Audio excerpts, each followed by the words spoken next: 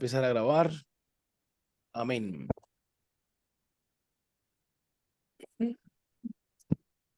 Amén, dice, segunda de Pedro 2:14 dice, tienen los ojos llenos de adulterio. No, No sé, ese no es. Es 3:14. 3:14.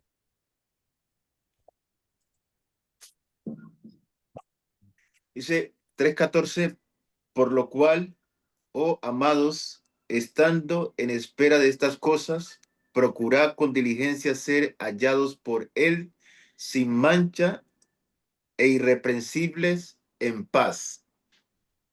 Amén. Siga leyendo. Siga leyendo. Y tened entendido que la paciencia de nuestro Señor es para salvación, como también nuestro amado hermano Pablo, según la sabiduría que le ha sido dada, Ujú. os ha escrito casi en todas sus epístolas, hablando en ellas de estas cosas, entre las cuales hay algunas difíciles de entender, las cuales los indoctos e inconstantes tuercen, como también las otras escrituras, para su propia perdición. Así que vosotros, oh amados, sabiéndolo de antemano, guardaos, no sea que arrastrados por el error de los inicuos, caigáis de vuestra firmeza. Antes bien, creced en la gracia y en el conocimiento de nuestro Señor y Salvador Jesucristo. A Él sea gloria, ahora y hasta el día de la eternidad. Amén. Amén, amén. Mi hermano, leemos ese versículo. ¿Saben por qué? Porque estamos en la introducción a la Biblia. Necesitamos conocer la Biblia. Hay creyentes hoy que están haciendo uso de la Biblia sin haber profundizado en ella. Y no está mal porque lo más importante es poder acercarnos a la palabra del Señor, que ella nos va instruyendo con respecto a nuestro Señor Jesucristo. Dos, con respecto a nuestra fe. Tres, concerniente a nuestra manera de vivir en todos los aspectos posibles, es decir, en el aspecto personal, en el aspecto social, en el aspecto laboral. Hay muchos contextos de nuestra vida en los cuales nos relacionamos y cumplimos roles, pero no olvidamos nuestra identidad por el conocimiento que tenemos de la palabra. O sea, la palabra del Señor tiene todas las ciencias posibles para que el hombre se integre en todos los contextos sociales. De modo que aprender muchísimo de la palabra de Dios nos va a hacer o a convertirnos en creyentes que tienen raíces. Y como dijo el salmista, que son plantados junto a corrientes de agua que siempre están vigorosos, activos, motivados, enérgicos, creciendo como la luz de la aurora. Entonces, cuando no hay esta alimentación bíblica, que es la nutrición del creyente, el cristiano flaquea. El creyente está flacucho, debilucho, sin defensas, digamos, espirituales, sin glóbulos blancos espirituales. Entonces, el escritor está diciendo que Pablo dio a conocer muchas cosas que los indoctos tuercen.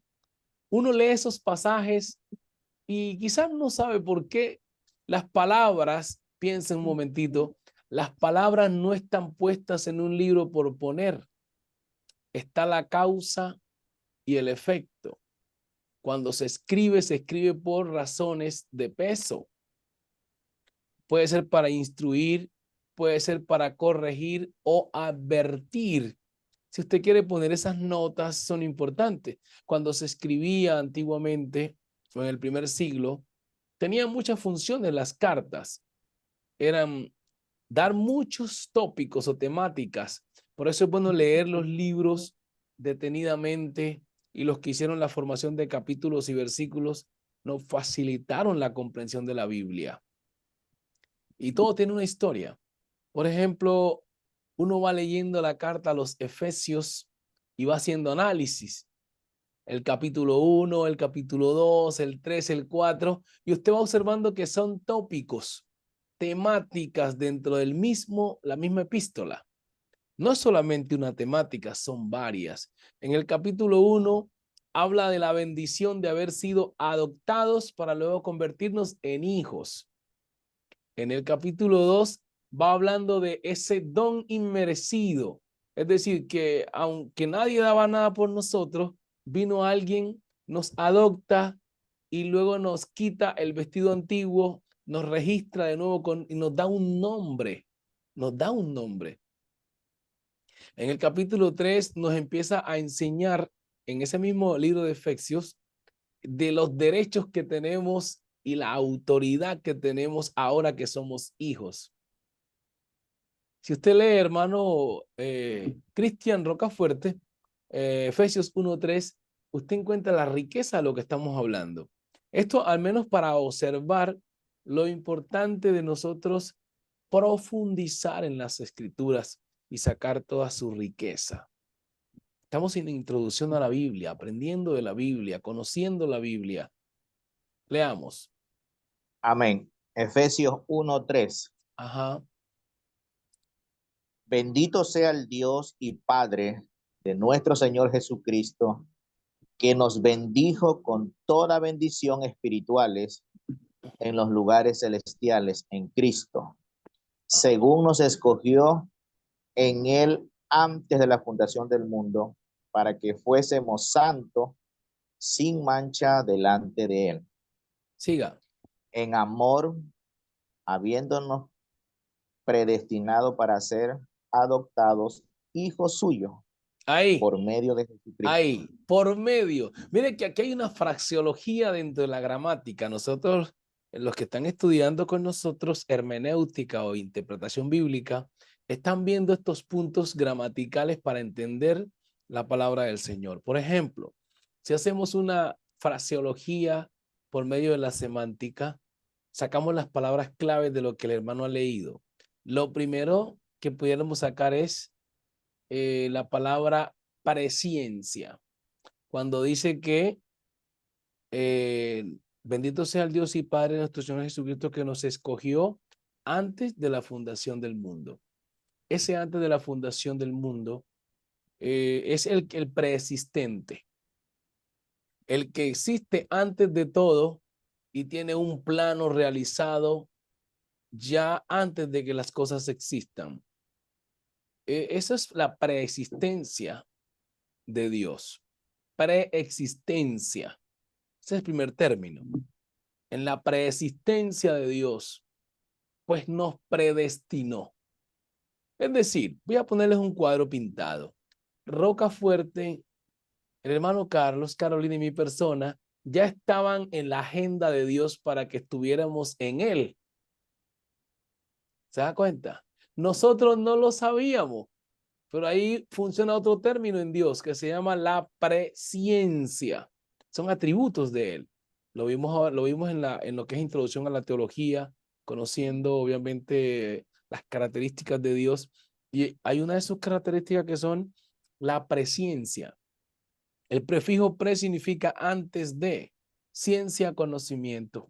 Entonces, el Señor, según su presciencia, sabía que Carlos hoy estaría estudiando teología. Sabía que iba a estar en Estados Unidos. Sabía que Cristian Rocafuerte iba a estar hoy recibiendo una clase, instruyéndose. Ya lo tenía todo diseñado, lo sabía. Ahora dice, nos escogió para que fuésemos adoptados hijos suyos por medio de Cristo. Ahí hay una cosa que explicar larguísima. ¿Cómo fue ese proceso de adopción? Porque recuerde que adoptado no es hijo legítimo. ¿Ah? Y nadie se pone a pensar, ¿por qué Pablo dice adoptados?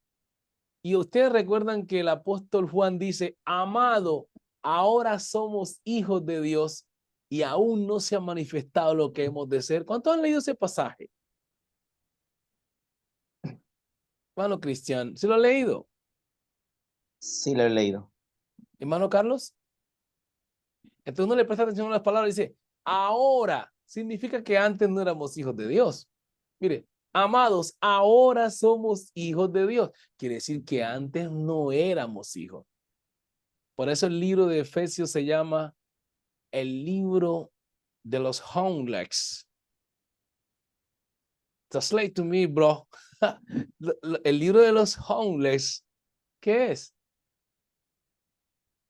Mano Carlos, en versión español. En versión español sería el libro de las personas sin hogar. Exacto, exacto. Y una persona sin hogar es como un sin padre, un huérfano, un Huérfano. huérfano. Entonces, el libro de Efesios para algunos eruditos es el libro dedicado a los huérfanos. ¿Por qué? Porque utiliza la palabra adopción. ¿Recuerdan? Esa es la coherencia. Adopción. Entonces, cuando usted toma a una persona en adopción, debe hacer un proceso de legalización. Hermano, y hay una prédica tan poderosa de la redención que esa prédica, si se pasa en los púlpitos, es una cosa poderosa. El proceso de redención. Porque primero es un homeless, es una persona que está en la calle, que está en la basura, comiendo de basura, lo que aparezca. Así estábamos todos, comiendo de la basura, de todo lo malo que había allá afuera. Porque no teníamos quien nos representara. No teníamos quien nos brindara afecto y amor. Hasta que alguien dijo, yo voy a adoptar a esta gente y les voy a dar mi nombre. Y bueno, no voy a quedarme allí porque ese es otro tema. Por eso la palabra dice, hay un versículo por eso la palabra que Pablo utiliza a los colosenses dice 3:17. ¿Lo han leído, cierto? Colosenses 3:17, ¿lo han leído? Búsquelo a ver.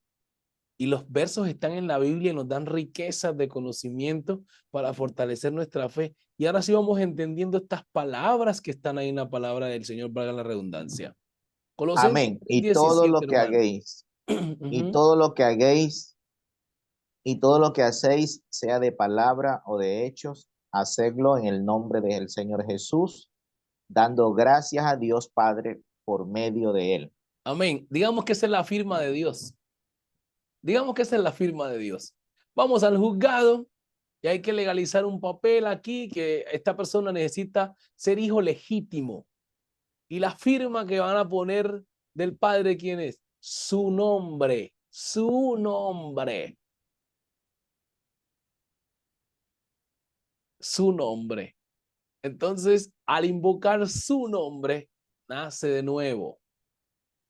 Y ya viene con una nueva genética. Y la genética que ahora contiene el RH. En Colombia es el RH, ¿no? Positivo, negativo. Ahora tenemos el RH de Cristo.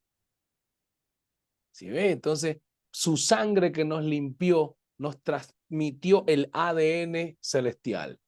Y Juan dice ahora, amados, ahora somos hijos de Dios. Ya no somos adoptados. Pero para todo esto, mi hermano Pablo dice, los predicadores deben instruirse de explicar a la iglesia el proceso de adopción, de redención y de hijo legítimo. Hay por ahí unas 4 prédicas ahí. Cuando el creyente entiende todo esto, dice, wow. Y Pablo dice, ahora que tú eres hijo, vaya a Colosenses 3:19 al 21, ¿qué dice? Hermano Carlos, Colosenses 3:19 al 21. ¿Me puede leer usted allí?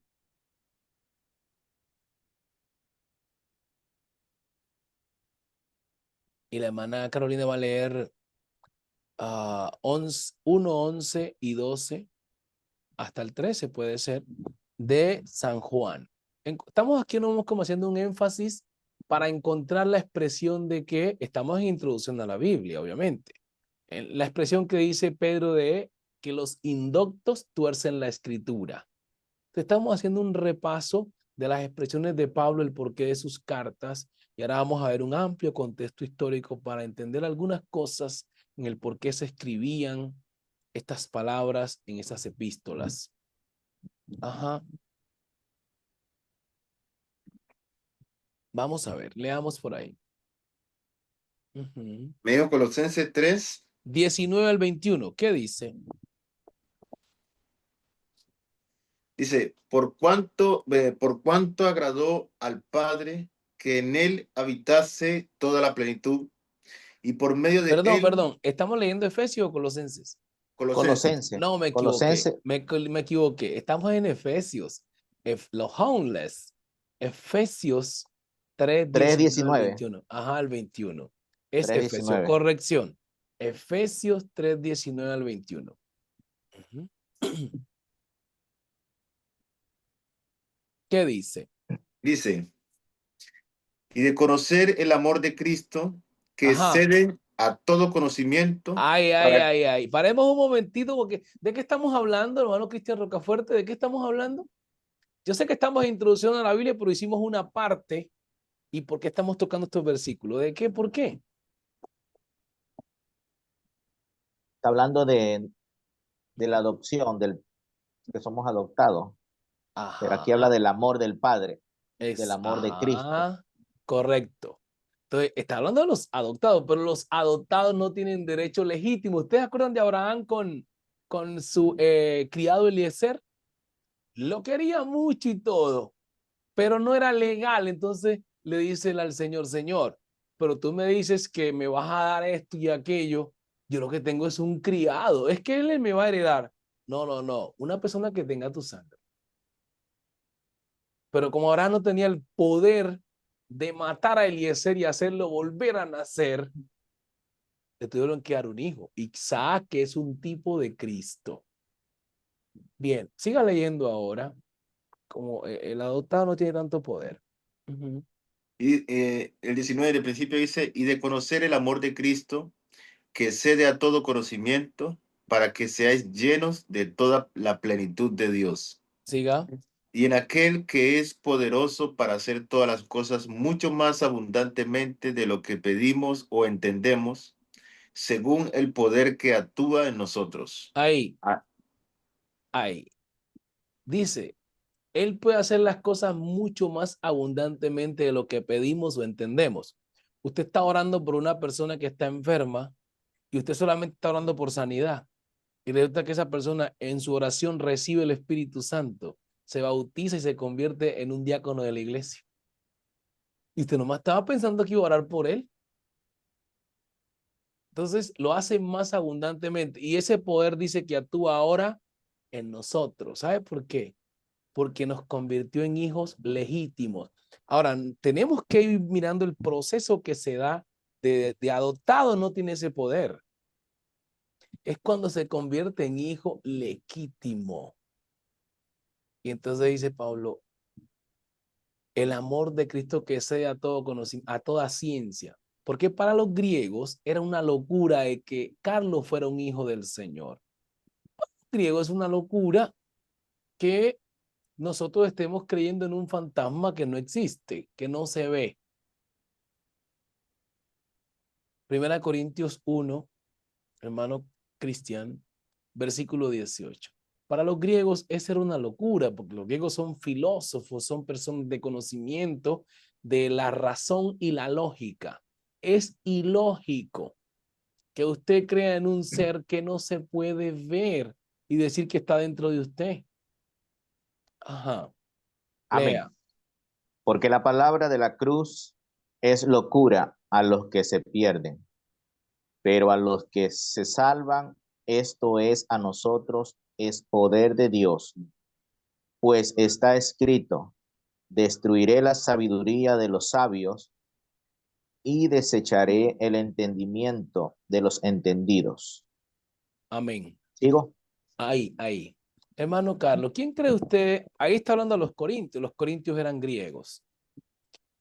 ¿Por qué el escritor dice que destruiré la sabiduría de los sabios? Y si usted lee el mismo 1 Corintios 2:14, porque las cartas antes no estaban en capítulos y versículos, esto lo organizaron después. Lea 1 Corintios 2:14, él ahí está dando muchas temáticas para los mismos griegos. La palabra sabio es la palabra clave allí. Siga, hermano. Amén. Pero el hombre natural no percibe las cosas que son del Espíritu de Dios, porque para él son locura y no las puede entender, porque se han de discernir espiritualmente. Amén. En cambio, el Ah, espiritual ajá. juzga todas las cosas. Amén. O sea que lo que estamos diciendo es, Pablo está diciendo, los sabios, Dios los va a destruir su inteligencia. Se refería a los sofistas, ¿cierto? Que ese término usted lo conoce. Los sofistas, los filósofos, los intelectuales de la época, como Platón, de esa época de oro de Grecia, como Platón, Aristóteles, los presocráticos como Anaxímenes, Tales de Mileto, eran los iluminados. Y ellos trabajaban la argumentación de alguna creencia en base a la lógica y la razón. Ellos creían en un poderoso como Alejandro el Grande. ¿Y cómo es que el salvador de estos predicadores muere en una cruz si es el salvador de la gente? Y ese es el salvador. Ese era el poderoso. ¿Cómo muere tan humillado? No creemos que haya resucitado, porque hasta el día de hoy ninguna persona ha resucitado por sí misma. Entonces los griegos decían, eso es una locura, esa predicación de ustedes. Ese discurso de ustedes es una locura. Y dice que ellos pedían señal a los judíos y los griegos buscaban entender porque no podían comprender. Bien, Sabiduría. ajá, no podían comprender. ¿Por qué? ¿Por qué no lo comprendían? Porque lo hacían con una mente racional, natural. Y lo espiritual se percibe y se entiende por la fe. Lo espiritual se percibe y se entiende por la fe. Hermano, y hoy en día existe lo mismo. Hay mucha gente que quieren ser sabias por su propio razonamiento, ¿no? Sí, Sin, señor. y excluyendo la palabra de Dios, que es lo Sí, señor. espiritual. Sí, señor. Sí, Amén. Eso es así. eso Amén. pasa. Vamos a concluir con este fragmento del proceso de que después de adoptados pasamos a ser hijos auténticos. Hermana Carolina, vamos a leer San Juan 1, 11 y 12. Hasta el 13 puede leer.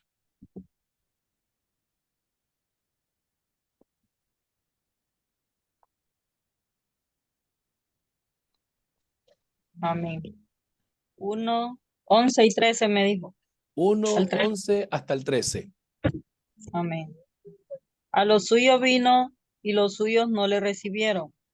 Mas a todos los que le recibieron, a los que creen en su nombre, les dio potestad de ser hechos hijos de Dios, los cuales no son engendrados de sangre, ni de voluntad de carne, ni de voluntad de varón, sino de Dios. Amén. Y Ahí. ¿Se dan cuenta que ahora está diciendo el escritor que a los que les dio el derecho de ser hijos de él fueron los que creyeron en su nombre? Es decir, si no te pones mi firma, mi nombre, no eres hijo. Ahí donde uno le puede decir a una persona, si usted no es bautizado en el nombre, no es hijo. ¿Por qué? Porque el nombre es la firma de que ya no eres un hijo adoptado. Alguien dice, entonces, ¿qué son los trinitarios? No son nada de Dios. Sí son de Dios, pero siguen siendo adoptados. No tienen todo el derecho legal. No tienen todo el Tienen el cheque, pero no tienen el nombre.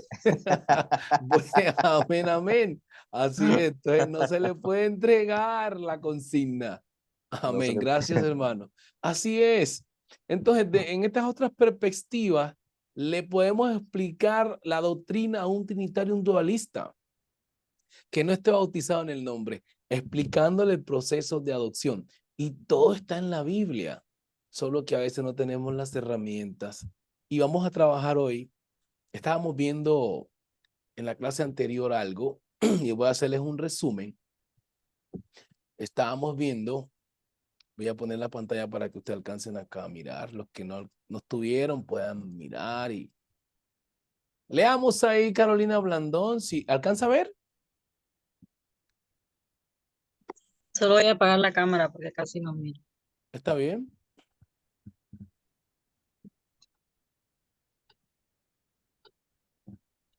Donde Amén. dice, Aquí donde dice, en la clase anterior, en la clase anterior vimos un fragmento histórico de la Biblia, ajá, donde Hablamos de que aportaron a las escrituras vanos Varios.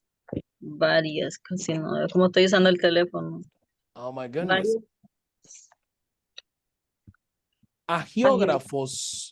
biógrafos inspirados. Hasta ahí. Hasta ahí. Cuando hablamos de que eran los agiógrafos inspirados, fueron profetas, reyes, poetas, etcétera. Estos actuaron siendo inspirados por Dios y la palabra que se usa para ellos se llaman agiógrafos, es decir, escritores santos. Esa es la palabra agiógrafos, escritor santo, no cualquier escritor. Vimos también su estructura, es decir, la dividida en dos compendios. Dos compendios son conjuntos de libros, el Antiguo Testamento, el Nuevo Testamento. Aquí lo presentamos con 39 libros del Antiguo Testamento y 27 para el Nuevo, pero vamos a mirar unas controversias que existen. También vimos su mensaje céntrico, que era Cristo, con el propósito de redimir a la humanidad. Observamos lo importante que proporciona la Biblia es una vida de principios morales y espirituales que guían la vida del creyente. Para ello citamos Romanos 12:1. Observamos también que su inspiración es divina.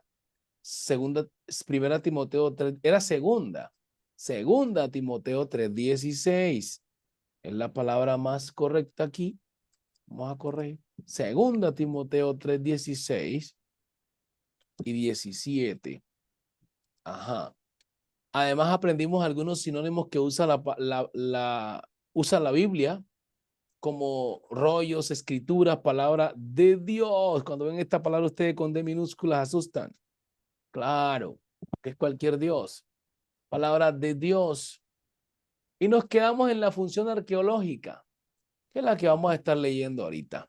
Mi hermano Carlos dice, la arqueología bíblica abarca, por lo tanto, dos actividades. Una, descubrimiento y dos, interpretación. Leamos. Aspecto arqueológico. ¿No, Carlos? Un segundito, qué pena.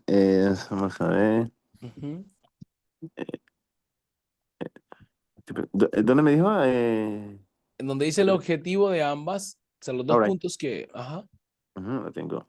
Dice, el objetivo de ambas es comprender la vida en el tiempo de los individuos y comunidades de un lugar particular. En este trabajo de descubrimiento e interpretación, la arqueología nos ofrece, por un lado, una Corroboración.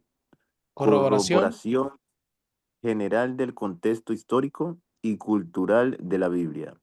Por el otro, nos ofrece una corroboración particular de elementos específicos narrados en la Biblia. Casi todos los principales arqueólogos bíblicos coinciden en señalar que el propósito principal de la arqueología no es ni demostrar, ni probar, ni defender a la Biblia y sus enseñanzas. El objetivo principal es entenderla mejor. El aporte de la arqueología al estudio de la Biblia es arrojar luz sobre el escenario histórico y cultural en el que tienen lugar los sucesos que indican la intervención de Dios al desenvolverse sus planes para la redención del hombre, de modo que el propósito principal de la arqueología en los estudios bíblicos no es confirmación, sino iluminación. Amén. ¿Ustedes pudieron entender a lo que plantea la arqueología? Hay unos términos que uno puede observar, usted que es estudioso y amante del aprendizaje, es curioso de la palabra del Señor, porque hay tipos de curiosidades, ¿no? Cuando uno es curioso de las cosas del Señor, su intelecto se ilumina, uno aprende. Hay curiosidades que no son sanas, pero hay curiosidades que son de una bendición, como la curiosidad por entenderse usted mismo, la curiosidad por conocer el cristianismo, la curiosidad por saber de dónde nos llegó la Biblia, cómo se formó la Biblia. Estas curiosidades son buenísimas porque van a fortalecer nuestra vida cristiana y la fe y ayudar también a otros. Miren los términos: arqueología. El que desempeña el trabajo de arqueología se le denomina arqueólogo. Es un investigador de los puntos geográficos donde ocurrieron los hechos. O sea, un arqueólogo lo que hace es ir a investigar, por ejemplo, ir a Egipto. Se va a Egipto y ahí se está con la gente, pregunta, va a los museos, escribe, es como una especie de periodista que va al lugar e investiga lo que sucedió, lo que pasó, y al mismo tiempo camina sus tierras. Entonces, él dice, en la arqueología bíblica, dice, no vamos a comprobar nada. ¿Por qué? Por lo que ya está en la palabra del Señor es inequívoco. Es inequívoco, él no tiene que comprobar nada. Ya todo está dicho. Lo que él va a arrojarle iluminación a través de las investigaciones al lector bíblico o al exégeta bíblico, o sea, el que investiga la palabra del Señor. ¿Entienden? Eso es lo que el papel de la arqueología. La arqueología dice, sí existió el arca de Noé, sí existió el arca del pacto, porque ellos fueron al lugar, investigaron, preguntaron, y gente de la cultura les dice, sí, aquí hay monumentos, aquí hay cuadros pintados en honor de esto existió. Hermano, una pregunta. ¿Y Amén. esas personas arqueólogas que estudian, investigan eso, son creyentes o nada más son estudiantes? Algunos simplemente son investigadores. Nada más. ¿Han escuchado Ya. hablar de Morgan Freeman, un actor famoso de Hollywood? Se llama Morgan Freeman. ¿Han escuchado? No, yo no le Carlos? escuché. Este hombre hizo una investigación acerca del monoteísmo y él explica en un video, en YouTube está, de que el Señor no son tres, que es uno, y ese Señor no es creyente. Solo haciendo una investigación arqueológica. O sea que Dios les da la iluminación. Aunque alguien puede ser iluminado con la palabra y poner el corazón duro y no arrepentirse. Pero ya tienen conocimiento.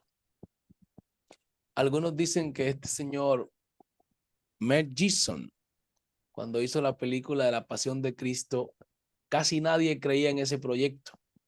Se iba mucho dinero y quizás no sé por qué nadie quería invertir. Y dicen algunos que él casi invirtió toda su fortuna en esa película. Y alguien le decía que era una locura. Y al final dice que pudo recaudar 14 veces de lo que invirtió. Algunos dicen que él en esa experiencia tuvo un encuentro con el Señor. No se ha manifestado de que él sea creyente o algo así, pero dicen que tuvo un encuentro con Dios fuerte. De modo que sí sienten un impacto, ¿no? Porque tienen que investigar la palabra del Señor, tienen que estudiar, empaparse, meterse en el papel de Cristo. O sea, eso es impactante. Pero vamos ahorita a precisamente a la inspiración. Vamos a poner la pantalla acá. Ya vimos el papel de la arqueología. Ahora vamos a la inspiración. Aquí hay unos puntos que puse, no creo que lo alcancemos a ver todo, pero vamos a verlo durante las clases. La inspiración, su autoridad, la canonización y también lo que es el Imperio Bizantino, que estos son contextos históricos. Bien, vamos a mirar un poquitito el tema de canon. ¿Qué es canon? Hermano Cristian Rocafuerte, aquí el concepto de canon. Amén. Ajá. Canon, dice, en la Biblia el término canon No, del acá arriba, griego, aquí arribita primero. Aquí, allá, sí. Primer dice concepto. proviene, Ujú. proviene, Sí, sí. proviene de un término griego antiguo, canon, que significa vara recta. Un canon es un estándar con el que se mide otras cosas. Por lo tanto, el canon literario es un término técnico que se describe en un conjunto de textos que sirve como estándar reconocido para juzgar a otros escritores y textos. Amén. Bueno, ¿qué entiende usted en lo que acabamos de leer, hermana Carolina?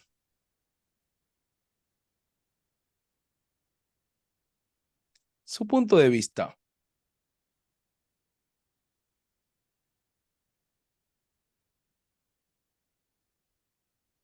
Prenda micrófono.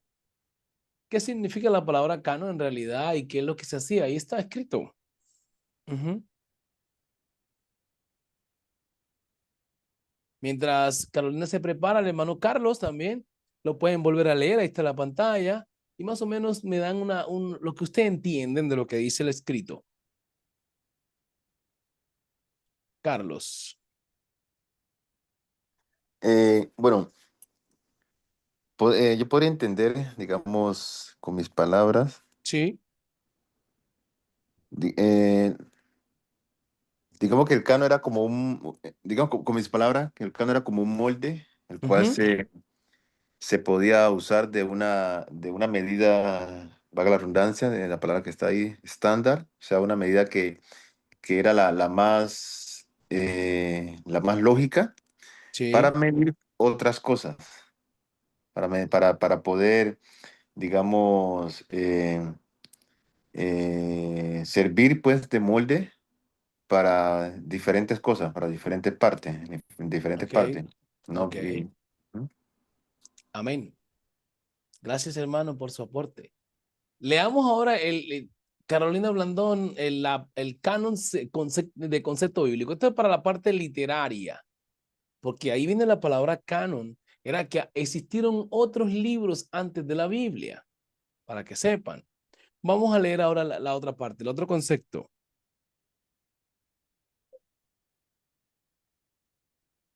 Perdón, ¿dónde me dijo? En la segunda parte donde dice canon en la Biblia, el término canon ahí. En la Biblia el término canon, del griego canon, que significa regla o medida, se refiere a la lista oficial de libros considerados como, como escrituras inspiradas por Dios. Tanto Sí, del Antiguo como el Nuevo Testamento, estos libros son la norma de fe y guía para los cristianos. El sí. proceso de formación del canon fue gradual y no fue un proceso uniforme en todas las denominaciones cristianas. Ahí, ¿de qué estamos? ¿Qué entiende usted con eso? ¿De qué estamos hablando?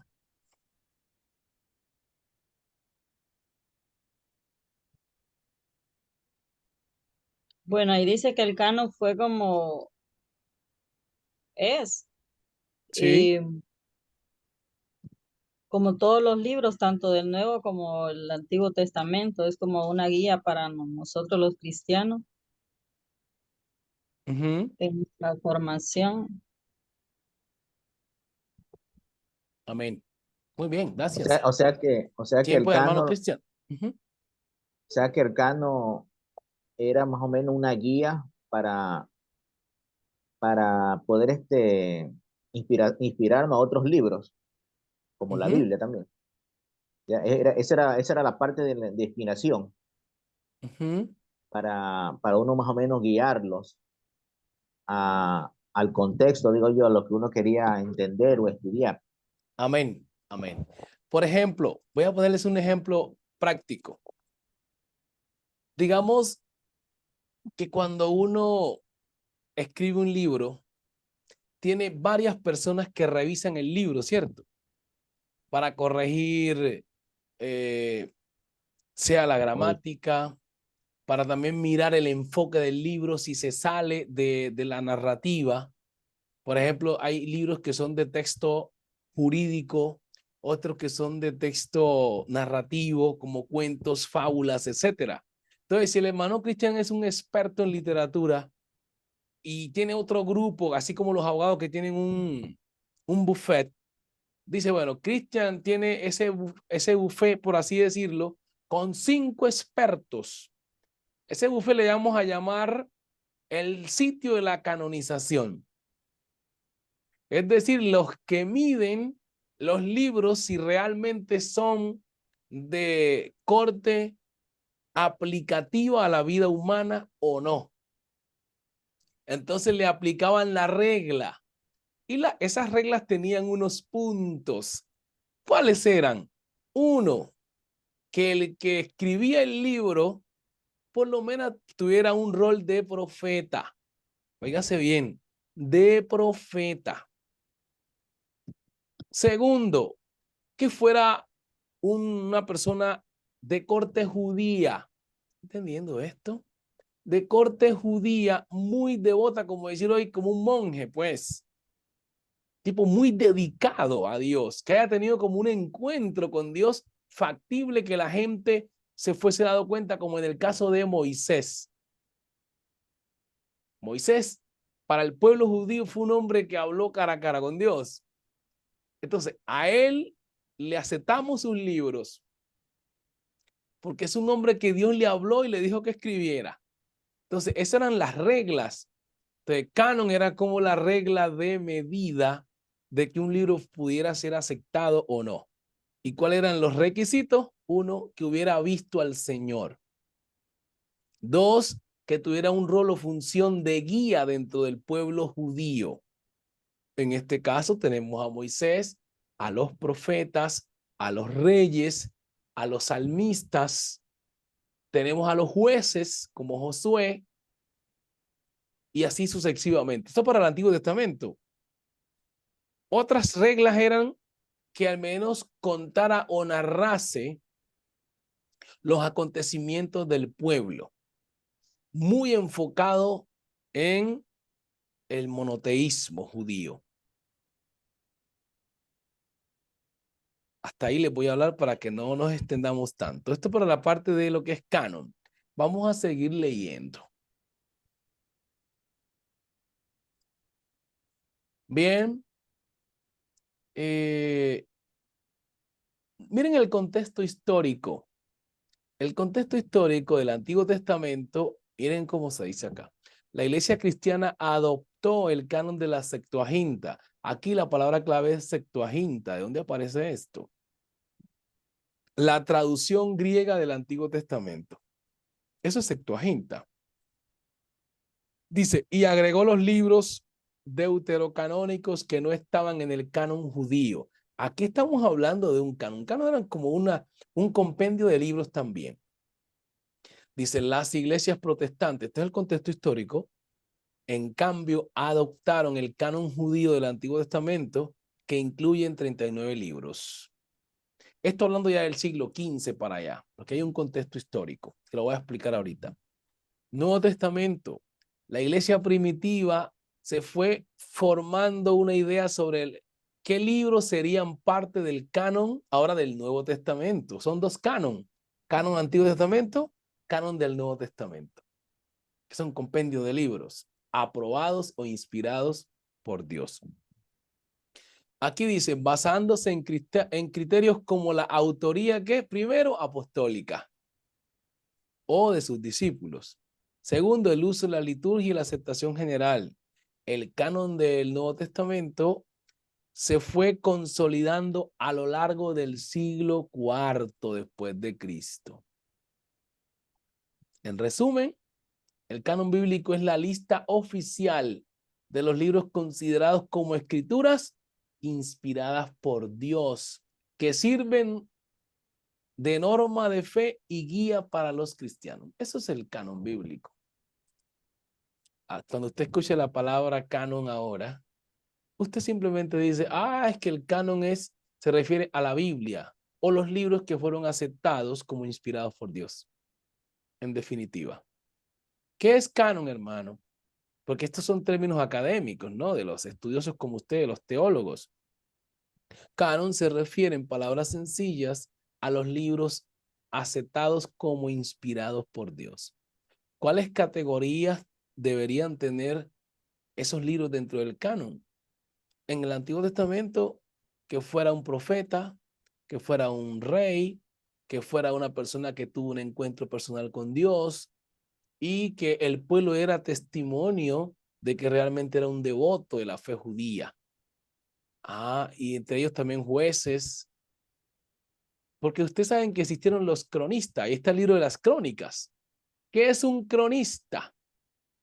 ¿Han escuchado esa palabra cronista? Todos pueden ser escritores, pero hay gente que es especialista, dice, es cronista. Y un cronista es una persona que se dedica a escribir los hechos heroicos de un rey o de un guerrero. Ese es un cronista. O de acontecimientos de líderes, sean buenos o malos. Hay un libro de Gabriel García Márquez que dice Crónicas de una muerte anunciada. ¿Lo han escuchado? Entonces, esos son libros que crónicas porque ahí narra un hecho heroico, perdón, un hecho pues detestable, donde alguien va a morir. Muere mucha gente. Entonces son narrativas de esos acontecimientos, pueden ser de rescate, donde hay violencia, etcétera. Y cuando usted encuentra las crónicas, son los hechos de los reyes. Cuando usted lee Reyes, dice, y esto está escrito en el libro de las crónicas de Israel. ¿Se han leído? ¿Cuántos han leído crónicas? O Reyes, más o menos Reyes. Primera y segunda de Reyes. Levanten la manito arriba si lo han leído. Primera, segunda de Reyes. Hermano Cristian, muy bien. Carolina Blandón. ¿Ha leído el libro de los Reyes? ¿Qué tal el libro de los Reyes? Es así, es heroico. Buenísimo. ¿Cierto? Pero Amén. ese libro, creo que hasta donde tengo entendido, ese libro, por ser muy largo, muy intenso, cuando tradujeron la Biblia, lo dividieron en primero y segundo, ¿no? Porque era uno solo. Así es, así es. Wow, tremendo, hermano. Felicitaciones. Así es.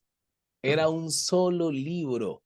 Pero mire lo que hacen los traductores, porque saben que la gente es perezosa para leer. Lo Sí. que hacen es dividirlo para que a las personas les quede como más fácil.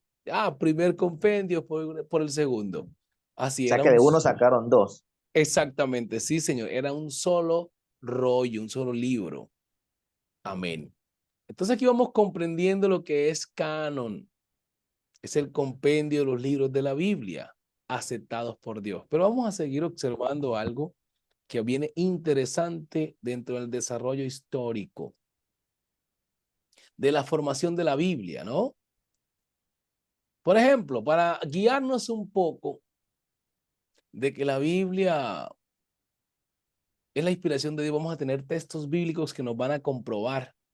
Pero voy a hacer el desarrollo histórico primero para poder hacer apología. Apología son defensas de nuestra fe, creencias, y como lo que usamos para ella es la palabra de Dios, necesitamos conocerla, su origen, su historia y su formación. Esto en síntesis, la canonización o el canon.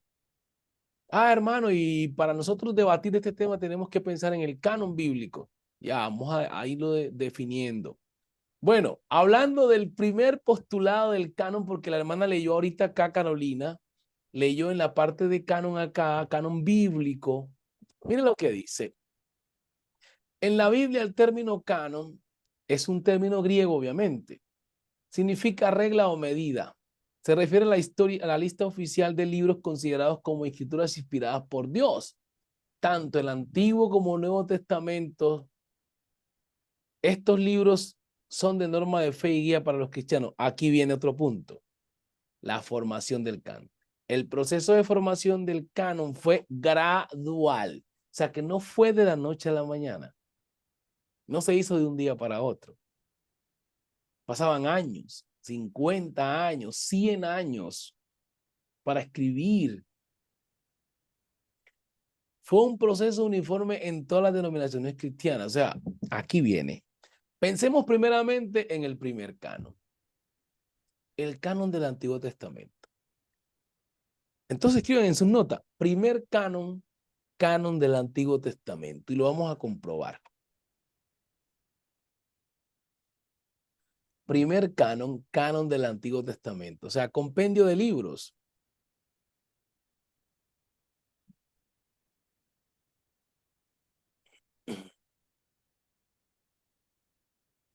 Para entenderlo mejor, investigar la Septuaginta griega.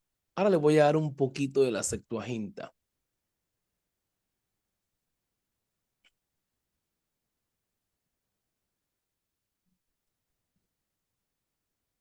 Si ven cómo estamos desglosando la Biblia, ¿no? Miren la Biblia cómo tiene sus características, sus formas de estudiar, y a veces uno nomás está leyendo la Biblia por leerla, hermano.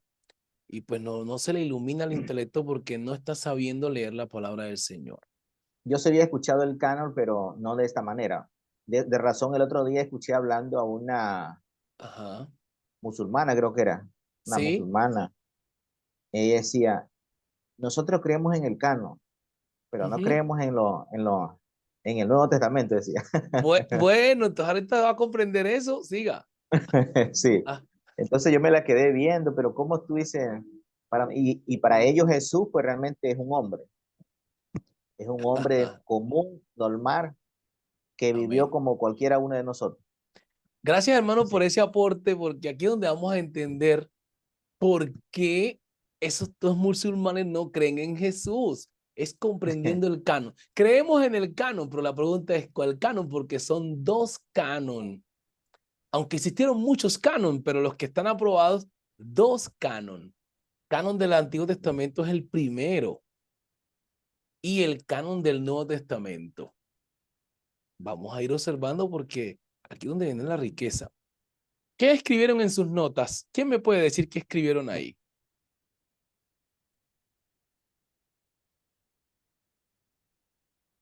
¿Qué escribieron? ¿Quién escribió algo? May, pues yo he escrito la palabra, el canon del Antiguo Testamento y Ujú. Septuaginta griega Ok, no, para... bueno, aquí vamos a explicar de nuevo.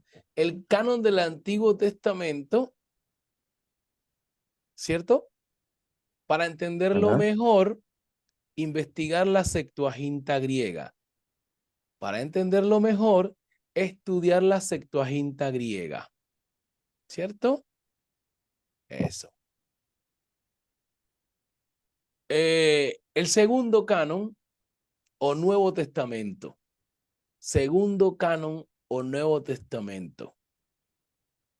También tiene su historia. Tanto el Antiguo Testamento como el Nuevo tienen su historia de canonización. Fue un proceso larguísimo, larguísimo.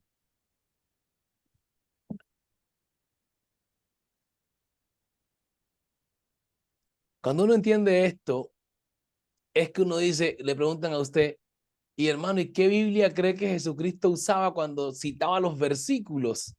A veces uno no sabe qué responder ahí. La Biblia que el Señor usaba, o los rollos que usaba, eran de la traducción Septuaginta griega. Y cuando uno estudia el contexto histórico, pues se da cuenta el porqué y el sí de las cosas. Vamos a ver un poquito. Vamos a mirar. Los hermanos se perdieron esta clase y yo dije, esta clase iba a estar fantástica. Esta es una información que para uno reunirla, mi hermano, lo digo con mucha humildad, se toman años para uno venir a dar este conocimiento en un fragmento. Se toman años porque hay que estudiar muchas cosas. Hay que estudiar el imperio griego con Alejandro el Grande. Hay que estudiar a los Ptolomeos de los egipcios. Hay que estudiar Alejandría, la biblioteca de Alejandría. Hay que estudiar un poco a los babilonios, a Jerjes, a Ciro el Grande, a los persas, a los medos. Entonces es un recorrido larguito que ustedes lo van a ir haciendo poco a poco a medida que esto lo que hace es abrir el apetito de su cerebro y decir, oye, tengo que son nuevos personajes, voy a investigarlos un poco más a lo largo de mi vida de estudiante. Este estudio es infinito.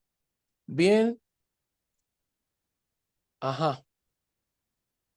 La iglesia, ya leímos esto, la Septuaginta, Amén. pero entonces miremos qué era la Septuaginta un poco. Vamos a mirar acá abajo a ver si tenemos algo de la Septuaginta. Vamos a ver. Aquí está. Aquí está. Explicación detallada. A partir del siglo III después de Cristo, oiga esto, pero luego le voy a explicar, antes le voy a explicar la Septuaginta cómo se forma, ¿no? Vamos a rápidamente aquí para mirar cómo se forma la Septuaginta. La Biblia o el Antiguo Testamento van ubicándose en sus notas, ahora que tengan ahí listo que les voy a dar unos versos, contexto histórico del canon Antiguo Testamento.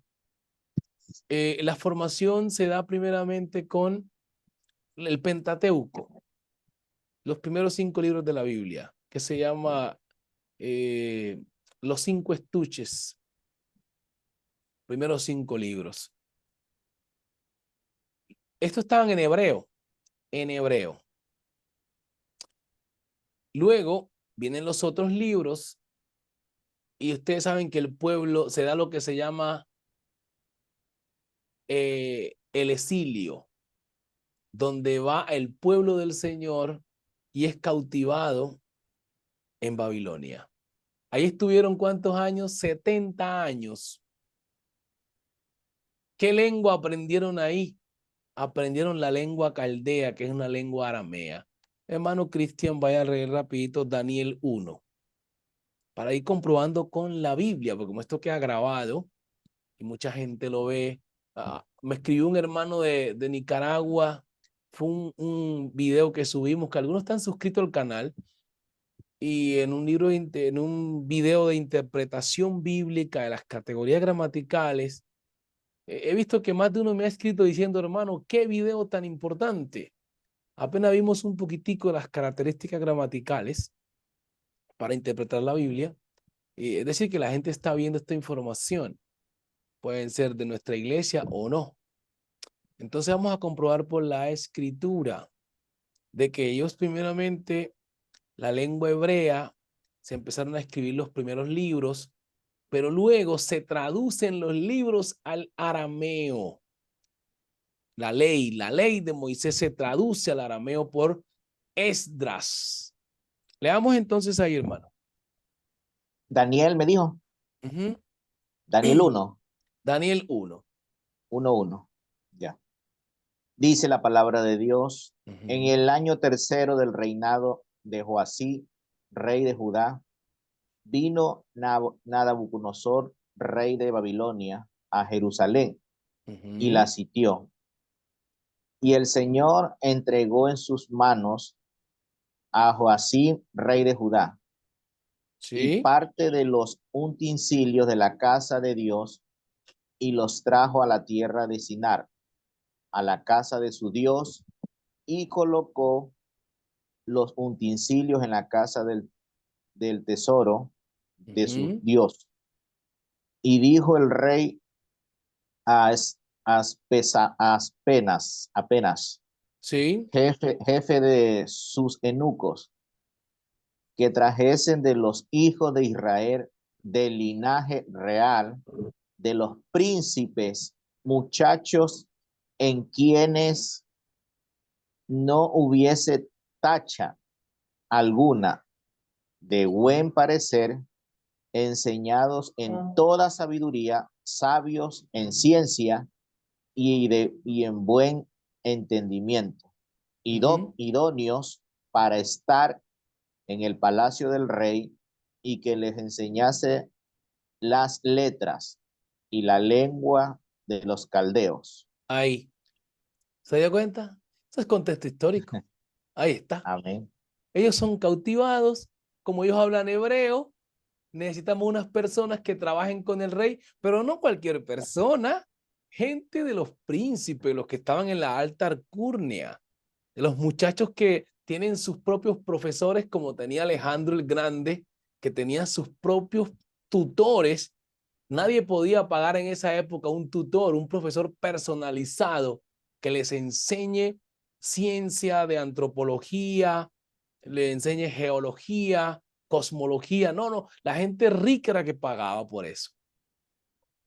Pero los que estaban en el palacio tenían la dicha, el privilegio, y Daniel y sus amigos salieron elegidos como esas personas iluminadas.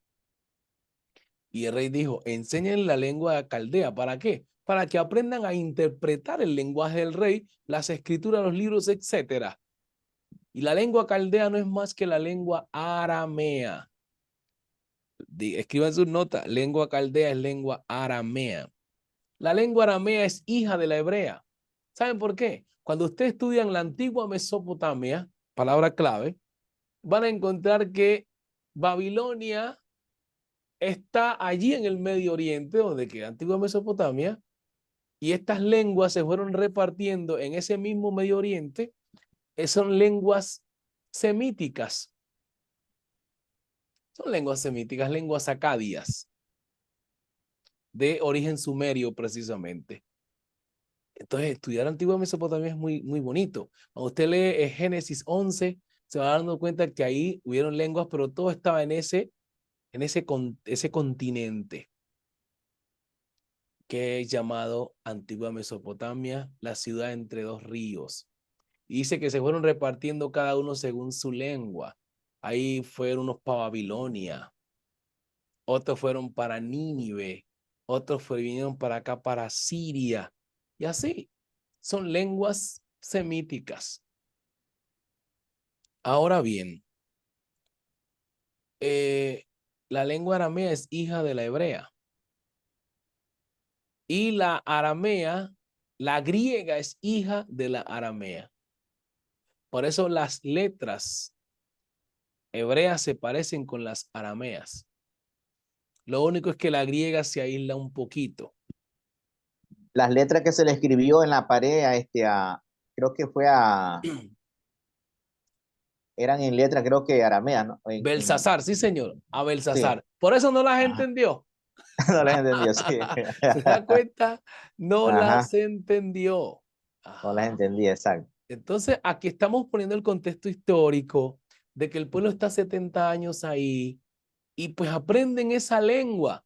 Hermana, vamos a dar cuenta que Carolina, todos ustedes están en Babilonia y ustedes necesitan ir a la pulpería, aquí como dicen en Honduras, pulpería. En Colombia dicen la tienda. ¿Cómo dicen? ¿A dónde está usted, hermano? Hermano Cristian. Ecuador, ¿Cómo dicen en Ecuador?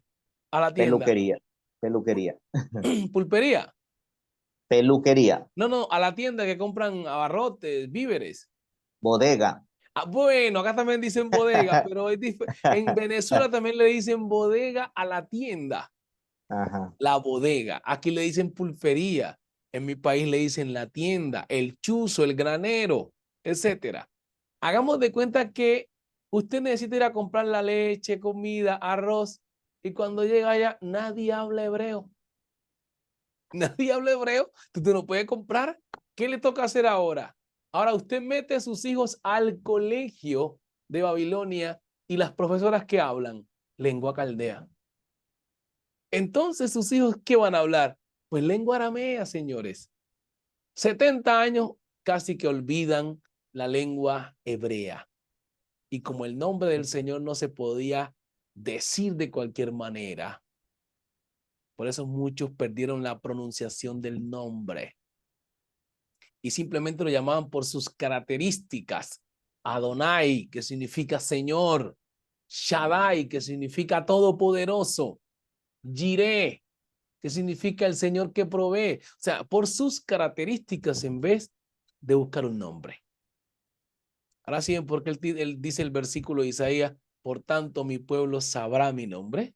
Es que no lo conocían. No lo conocían. Vamos a ir mirando entonces ahora Nehemías capítulo 8. Les digo que Esdras fue uno de los que tuvo que traducir la Biblia cuando ellos regresan de la cautividad. Vamos entendiendo, levanten la manito si están entendiendo, porque esto es profundo un poco.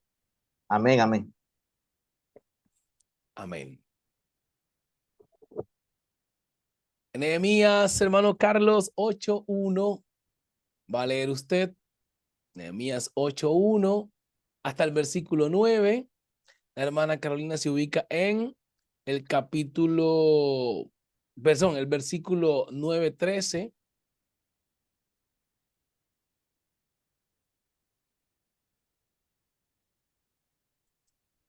Vamos rapidito con el hermano Carlos. ¿Encontró? Nehemías 8.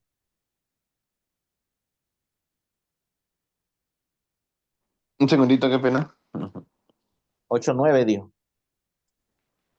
Nehemías 8:1 al 9. A 8:1. ¿Qué dice? Nadie, un segundito.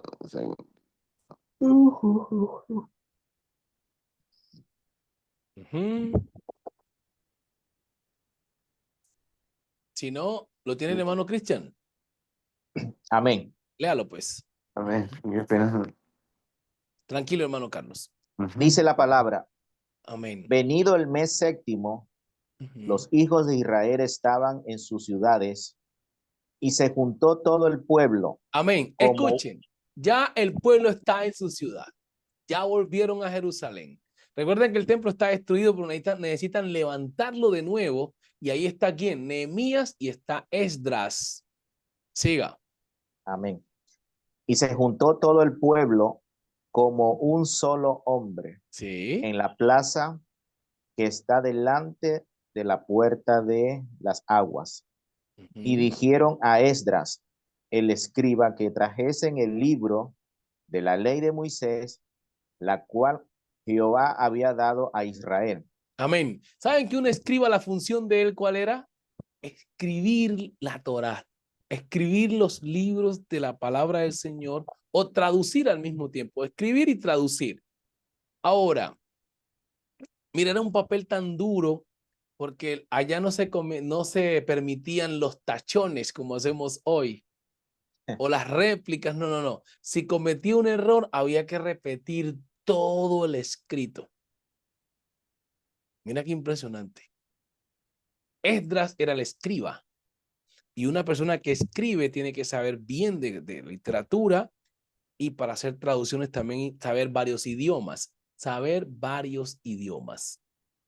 Decir que Esdras entendía bien la lengua aramea. Siga leyendo, hermano. No se permitía fallar entonces. Sí, amén, amén.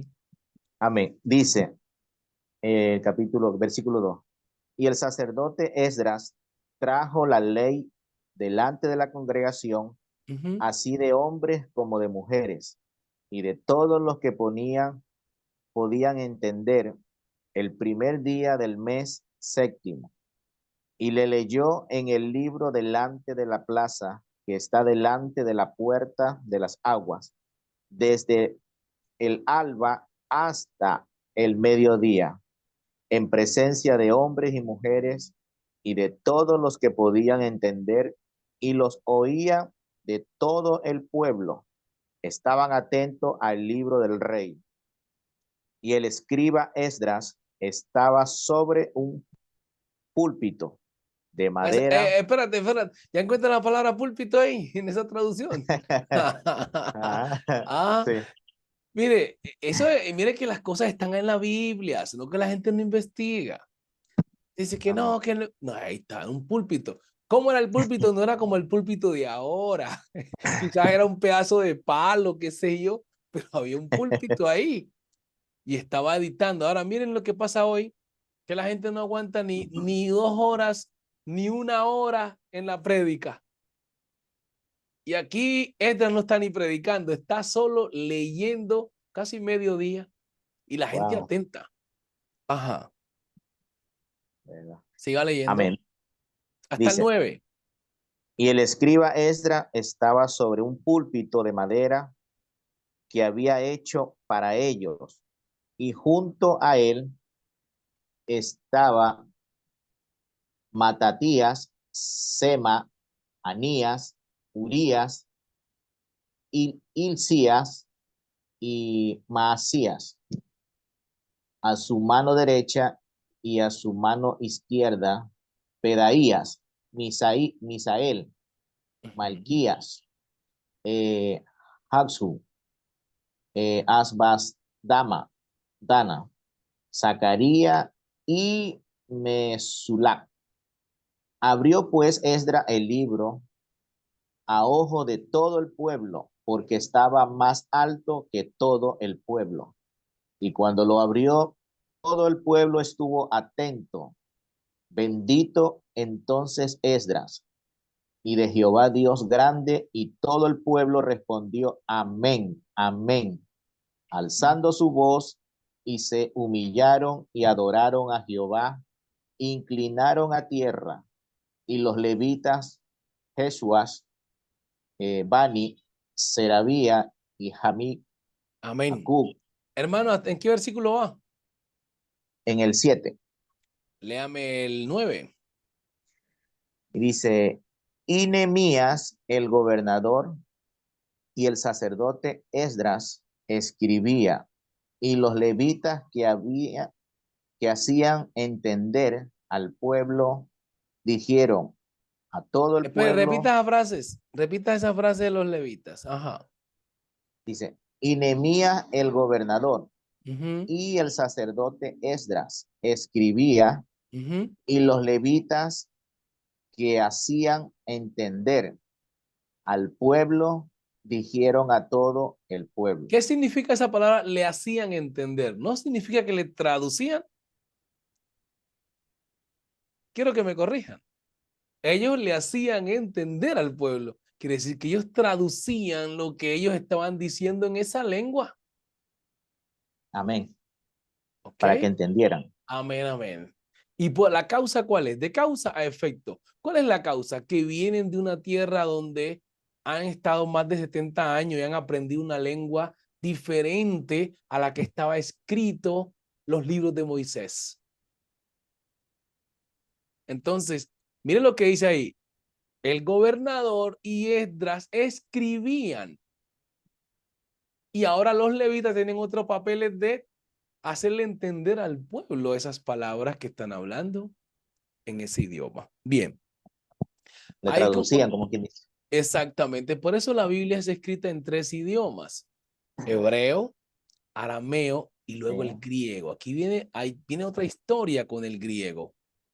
Ya estamos viendo la historia de lo que es el hebreo, no hemos profundizado en ella, pero ustedes pueden hacerlo después. Profundizamos un poquito en el arameo, que tiene una historia también larguísima también, pero a menos le estoy dando unos brochazos para que tengan apetito de investigarla más. Y después viene la del griego. Hasta aquí para la formación del canon del Antiguo Testamento. No estamos hablando del Nuevo, estamos enfocados en la biblioteca del Antiguo Testamento. Muy bien. Veamos ahora entonces con la hermana Carolina, el mismo Nehemías, el versículo 10, 11 hasta el 13. 10 o 9. El versículo 10, 11 al 13 del mismo capítulo 9. Ok, ¿Mm? del 10. E hiciste señales y maravillas contra el faraón, contra todos sus siervos. Espere. Usted está en Nehemías, Nehemías, capítulo 8, versículo 10. Ah, me había dicho capítulo 9. No, sí, sí, lo dije mal. Qué pena, sí. Ajá. 10. Ok. Luego les dijo, id, comed grosuras y bebed vino dulce y enviad porciones a los que no tienen nada preparado, porque día santo es a nuestro Señor. No os entristezcáis, porque el gozo de Jehová es vuestra fuerza. Los levitas, pues, Amén. hacían Entonces, ahora léame el capítulo 13, verso 15, si lo tiene por ahí. capítulo 13. Ujú. Verso 15. En aquellos días vi en Judá a algunos que pisaban en lugares en el día de reposo. Ahí. Sí, siga. Y que acarreaban haces y cargaban asnos con vino, y también de uvas, de higos y toda suerte de carga. Y traían a Jerusalén un día de reposo. Y los amonesté acerca del día en que vendían las provisiones. También había en la ciudad tirios, ¿Había qué? en la ciudad tirios, Sí. ¿Sabe qué significa tirios? no. Personas No. que eran de Tiro. Ah, Personas que eran de la ciudad de Tiro. O sea, son gente extranjera. Pero ellos están cometiendo errores, ¿sabe por qué? Porque no tenían los códigos de ley bien explicados.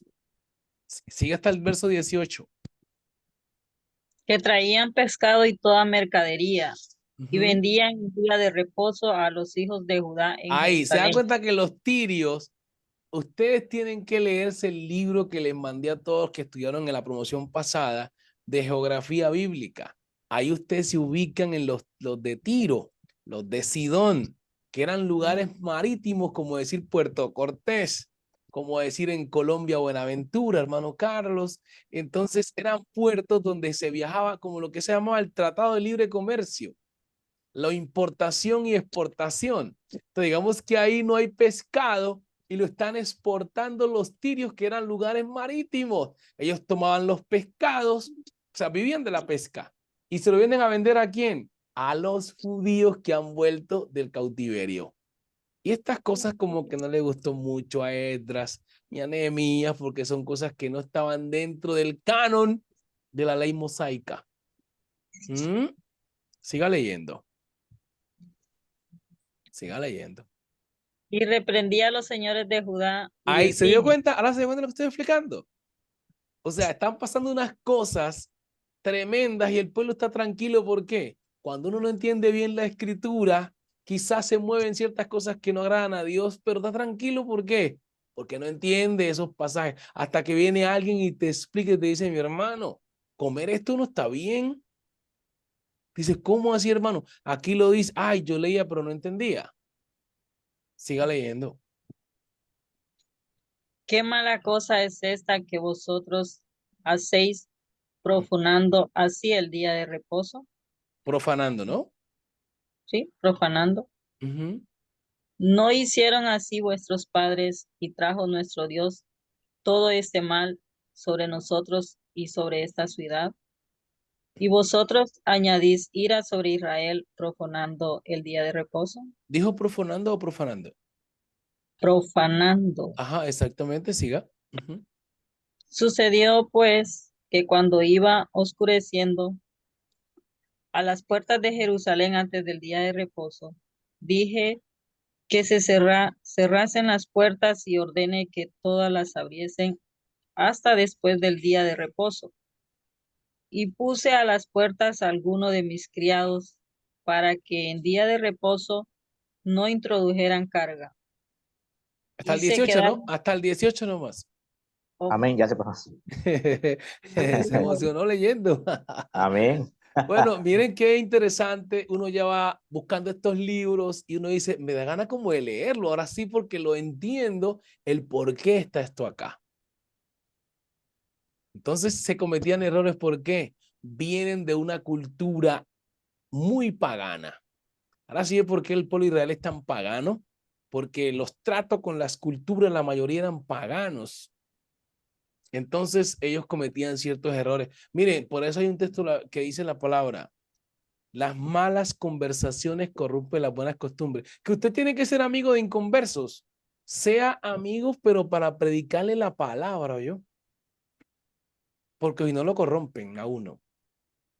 Hermano, el Israel de ahorita es profano, ¿no? Sí, sí, señor. Que hace pactos con sus enemigos Sí, y todo señor. eso. Pero el Sí, Israel señor. antiguo era contradictorio y soberbio. Bueno, exactamente, sí, señor. Amén, Sí, amén, es correcto. Entonces, miren, los tiempos cambian y las actitudes son distintas, pero al mismo tiempo está en rebeldía. Muy bien, vamos entonces ahora a pasar la Septuaginta. Miren, está la Biblia en hebreo y ¿qué más? Hasta aquí está donde en hebreo arameo. y arameo. Ahora viene el griego. Toda la Biblia pasó al griego. Toda la Biblia. Hablando de el canon Antiguo Testamento, ¿no? El canon del Antiguo Testamento. No estoy hablando de el Nuevo Testamento. Toda la Biblia. Vamos a poner un texto. Canon del Antiguo Testamento, versículos. Creo que aquí. Canon del Antiguo Testamento. Escriban su nota. Canon del Antiguo Testamento. Lucas 24:45. San Juan 5:39. Vamos a leer esos versos. Ponga esos dos versículos como base. Canon del Antiguo Testamento. San Juan 5:39. Lucas 24:44 y 45. El hermano va a leer, el hermano Carlos, ya puede leernos. Hábleme. Amén, amén. San Juan 5:39. Ajá. 5:39.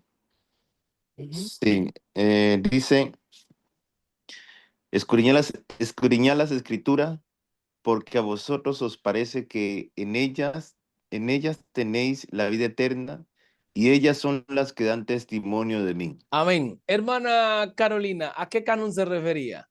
¿Al Nuevo Testamento o al Antiguo Testamento? ¿A qué escritura? Vamos a ver.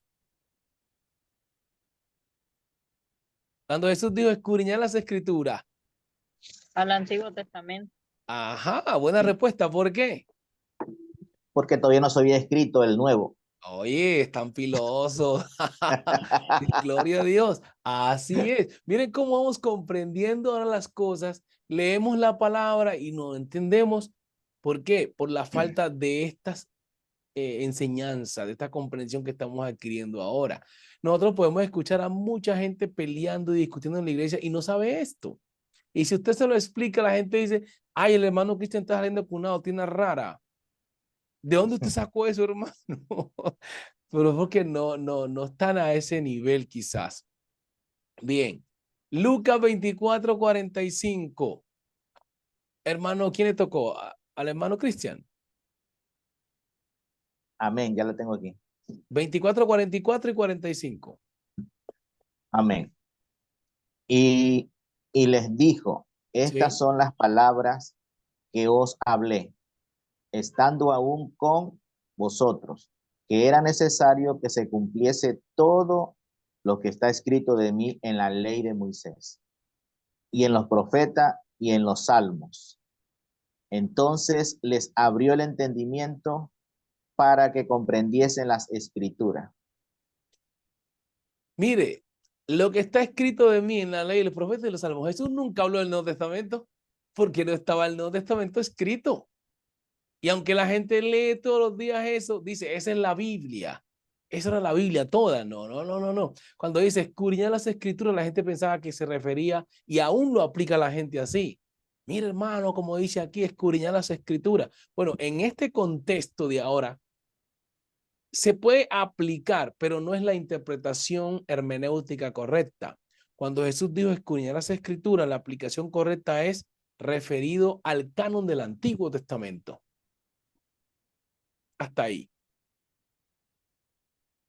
Cuando Hermano, el escritor dice en 2 Timoteo 3:16, ahí sí se refiere al menos, se refiere aparte del nuevo canon, no era todo el canon. Él dice, escudriñar, él dice, toda la escritura es inspirada por Dios. Hasta allí, hermanos, apenas se está formando el nuevo canon y no está aprobado. No está aprobado porque saben que pasaba por una serie de ¿qué? De medidas. Pregunta, hermano Cristian, pregunta. gracias, hermano. He tenido como que una pequeña interrogancia en ya que estamos hablando sobre el canon antiguo. Amén. El Señor Jesús y los discípulos, ¿verdad? Hablando como hombre, como humano. Amén. Ellos pertenecieron tanto en el canon antiguo como en el nuevo, ¿no? En el sentido O de, desarrollaron sus labores. bien, sí, sí, sí, sí, sí, porque el nuevo canon se da comprendido en los apóstoles y Jesucristo. En eso se basa el nuevo canon. O sea que ellos hacen parte del canon, del nuevo canon. Ujú. Ya, eso es lo que Sí, quería señor. saber. Ya. Amén. Vamos Gracias. a ir terminando porque yo creo que el tema de la Septuaginta, como es amplio, se lo voy a dejar para la próxima clase. Está muy Pero vamos interesante. a, ¿cómo, hermano? Esto está muy interesante. Digo. Sí, señor. Entonces, todo tiene su proceso. Por eso Pablo dice en una de sus escritos, cuando yo era niño pensaba como niño, pero ya he crecido.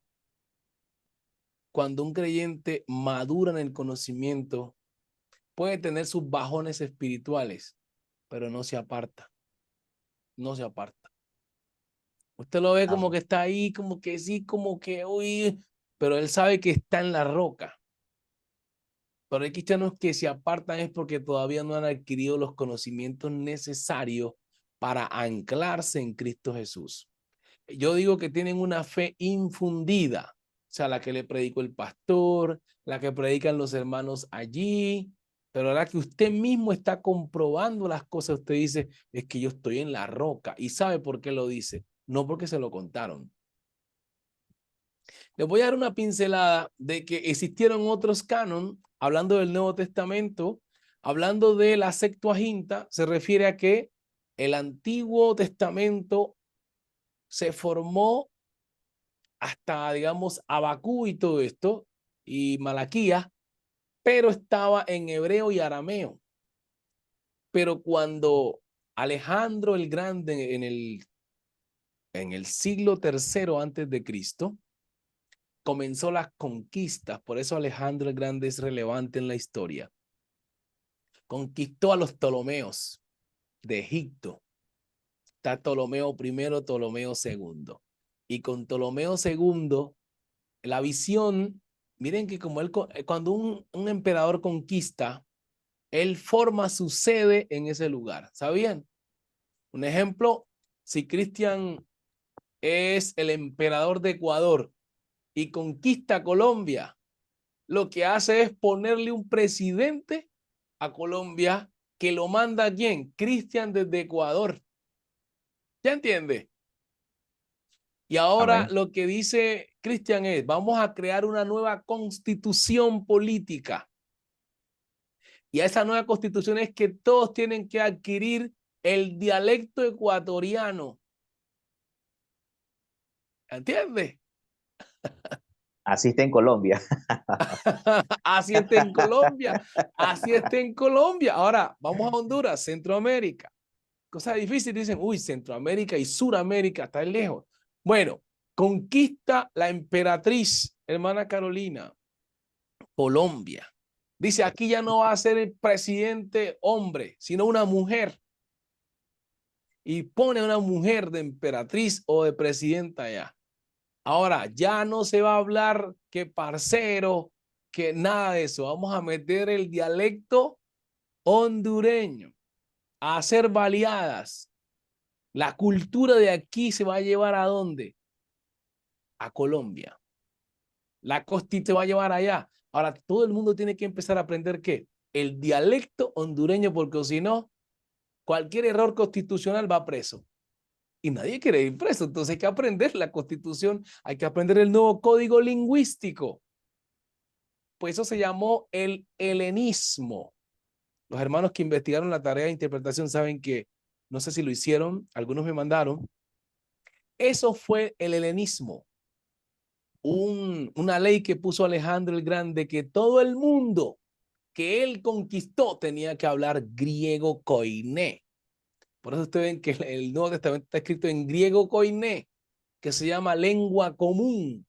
Lengua común. Griego. Eso se llamó la época helenística. ¿Cuenta? Entonces, ahora el imperio que está gobernando el mundo se llama Grecia. Pero hay unos conquistados ahí. ¿Quiénes son? Los mismos babilonios. Los babilonios que hablaban arameo. Pero ahora tienen que hablar ¿qué? Griego, porque han sido conquistados por Alejandro. Los egipcios, ¿qué tienen que hablar? Griego también. Y los libros de la biblioteca, ¿cómo los van a poner? Los van a poner en todos los idiomas, pero los que van a prevalecer son traducciones al griego. Y ahora, allá en esa biblioteca están unos pergaminos. Y esos pergaminos están en lengua hebrea. ¿Y quién los entiende? Nadie. Necesitamos entender la fe de estos judíos que han venido acá, cautivos. ¿Qué tenemos que hacer? Traducir sus pergaminos al griego. Y se buscaron, manden a buscar, así como mandaron a buscar varones inteligentes para Babilonia, ¿se acuerdan? También mandaron a buscar en el pueblo de Jerusalén hombres inteligentes que supieran varias lenguas y que supieran el griego, obviamente, que tradujeran esos pergaminos al griego. Y mandaron a traer 70 varones. Algunos dicen que 72. Entonces, de la palabra 70 se saca la palabra versión de los 70 o la traducción de los 70 varones, que se llamó Septuaginta. ¿Sí ven la historia? Ahí está. Y hasta hoy en día tiene fuerza el griego, porque usted dice, la escatología viene de la palabra griega que se llama escato. Ah, ¿Ah? sí, señor. Mire Sí, que hay una historia muy profunda de eso, hermano Cristian Rocafuerte, porque los tiene griegos fuerza. siguieron dominando aún, porque el imperio romano se enamoró tanto de la cultura griega que lo que hicieron fue cambiarle los nombres a los dioses, pero seguían trabajando la cultura. Entonces dejemos hasta allí para profundizar en eso de la traducción de la Septuaginta. Solamente les voy a poner, esto se llama un exciting. Aquí como un estimulante. Miren aquí dice, a partir del siglo III, un número creciente de rabinos judíos comenzaron a rechazar la Septuaginta por considerar que la iglesia cristiana le había adoptado como su propia versión oficial de la Biblia, considerando que la Septuaginta contenía que errores de traducción del hebreo al griego. Ahora se dan cuenta que por qué la Septuaginta se dejó de usar, por qué los católicos tienen 46 libros en el Antiguo Testamento y nosotros tenemos 39. ¿Por qué? ¿Por qué? ¿Por qué? ¿Por qué? Lo vemos en la próxima clase, mis hermanos. Así que espero que esta clase la hayan disfrutado. Los hermanos que no pudieron estar, lo lamentamos, pero ustedes disfrútense en la crema del pastel. Hermano, Hermano Carlos. había una A ver, pregunta, disculpe. Había una pregunta, disculpe, mi hermanito Carlos. Había una pregunta que que el lunes le iba a preguntar, pero quedó Amén. rapidito, así. Usted, ahorita que usted estaba hablando sobre dónde realmente inicia o comienza el Nuevo Testamento en sí? Porque he escuchado muchas versiones, Ujú. que comienza en Hechos de los Apóstoles, otros dicen que, otros dicen que no, otros dicen que el Antiguo Testamento termina realmente es en Mateo, ya que Jesús nació y murió bajo la ley. Amén. Bueno, algunos dicen, ¿dónde termina el Antiguo Testamento? Ahí hay que ubicar sesiones. ¿Por qué? Si nosotros hablamos de la ley de Moisés, que esa es una cosa, si me preguntaron, por ejemplo, ¿dónde terminó la ley? Esa es una pregunta. ¿Dónde termina el Antiguo Testamento? ¿A qué nos referimos al antiguo canon? Pues termina con los libros del Antiguo Testamento que no están en orden cronológico. Escúchese eso. Yo no pudiera decir, es que terminó en el libro de Habacuc. No lo sé. Sé que se puso el libro de Malaquías, que es un puente entre Mateo y Malaquías. Y Mateo no es el primer libro del Nuevo Testamento. Ese es otro enigma. Ajá, eso sí. No es el primer libro, sino que lo ponen así porque ahí están como el puente entre lo uno y lo otro. Pero la Biblia no está escrita en orden cronológico. No. Así que mi hermano, habría que centrarnos en dónde es, si hablamos de la ley, ahí sí, ¿dónde comenzó la ley? ¿Dónde termina? Ahí daríamos una respuesta exacta. Pero para decir dónde terminó el Antiguo Testamento como el libro como tal, como canon, yo diría que no tengo esa respuesta en este momento porque pues no hay un experto, un erudito que diga, este es el libro del último. Solamente dan como puntos de vista, especulaciones. Algunos dicen que el primer libro de la Biblia pues no fue Génesis, sino que fue Job. Oh, sí. ¿Entiendes? Entonces son cosas que tenemos ahí como nubes, pero lo más relevante e importante es que tenemos el canon hoy y con ese canon somos instruidos para la salvación. Ajá, Sí, hermano. porque yo muchas veces he escuchado pastores mismos, vamos a ubicarlos en el Nuevo Testamento, Mateo, papá. Sí, incluso cuando a mí me toca predicar, yo lo único que yo digo, vamos a abrir el Evangelio según San Mateo, para no dañarle la conciencia a nadie. Amén, amén. Sí, señor. Sí, Así es. porque, Ajá. oh, exacto. Ya eso es todo, mi hermano. Gracias. Pero en cuanto a lo que usted dice, ¿dónde comienza el Nuevo Testamento en cuanto a hechos narrativos? En cuanto a hechos narrativos, o más bien diríamos, en la iglesia como tal, es en el libro de los Hechos. La iglesia Amén. comienza en el libro de los Hechos. Ajá. Y Amén. bien, hermano, entonces el próximo lunes, ya sería el lunes, porque hoy hicimos el miércoles porque no pudimos el lunes. Pero les invito a que vean otra vez este video, que profundicen en algunos aspectos que tienen que volverse amantes del estudio. Saquen una horita, media horita y revisar lo que estamos viendo nomás, porque no hay tiempo para lo demás a causa del trabajo. Para que tengan un conocimiento, porque siempre vamos a hacer un resumen de las clases anteriores. Muchas bendiciones para todos. Amén, hermano. Gracias. Amén, Dios le bendiga. Amén, amén. Amén, amén.